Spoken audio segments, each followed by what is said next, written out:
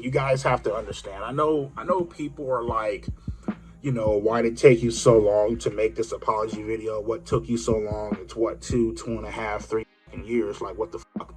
You guys have to understand.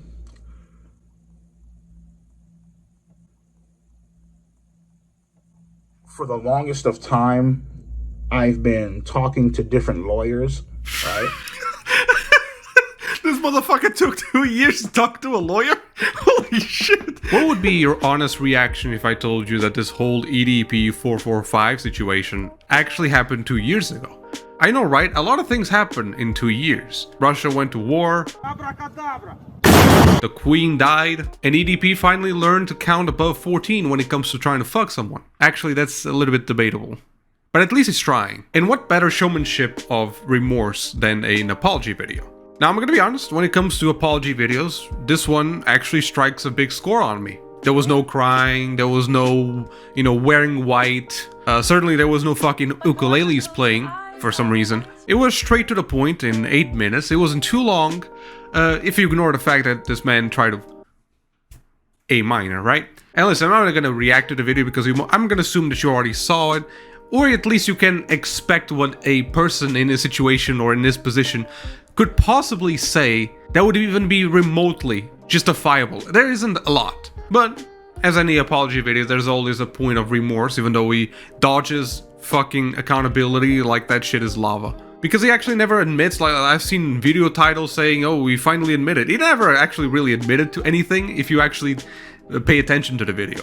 Now, do I feel like his remorse in any way is actually 100% heartfelt? Or does he actually feel like he has to finally apologize for what he did after 2 fucking years? No, I obviously don't. But there is one thing that I honestly believe in his emotions, in his actual rationale, let's say it. I honestly believe that he has hit rock bottom now, and he's finally realizing what he lost. I am terribly sorry for the pain, the anguish, the hurt that I've caused multiple people. I've lost so many good fucking friends behind this. I'm not just talking about the YouTube career that he had.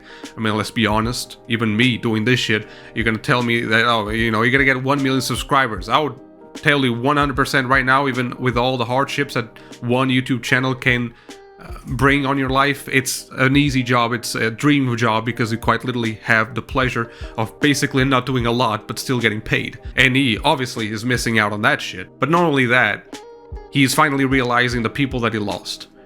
At some point he starts naming names as if he's like shouting out fucking gang members, right? Pistol 2 1/3, L Killer 504, Nitro Freak, Pistol Pete, whatever the fuck. there was a lot of shit happening in that video. Because I honestly feel like the things that he actually felt like remorseful, he actually felt genuine, was when he was apologizing or naming the people that he needed to apologize to the people that he hurt. Family, friends, as we've known, his best friend just kind of walked out on him. And it's all my fault.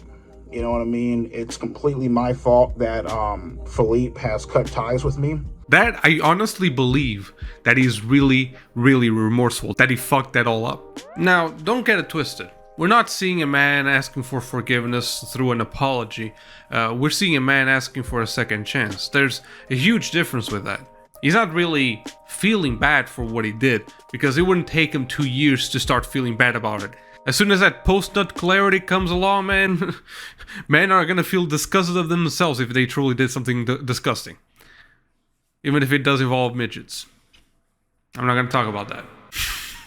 But what he does want, and he expresses through the video, is a second chance. To go back to exactly the position that he was in his life, to earn money, doing videos on the internet, still have his friends, and to that, I think it is already, that's naturally human to want to be in the same position that you were so happy in, but I guess it is our responsibility to say fuck no when it comes to someone who uses the internet to essentially be a predator to children.